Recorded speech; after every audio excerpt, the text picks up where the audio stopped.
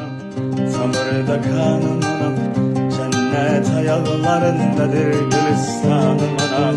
Sensiz sözme sürek Allah ayırmasın, kederi zulmet ile geçer sensiz anım anam. Şöhretim şanım anam, elim atsanım anam, ne kadar ifkanlar bitip bile gülşenlerinde, sen ki bir ömür fida eylemiş evledina, ne kadar azap gizlenip saçının denlerinde. Anam Yusuf, mutlu eder ortalığı. Canım anam, tamirde kanım anam, cennet ayaklarındadır gülistanım anam.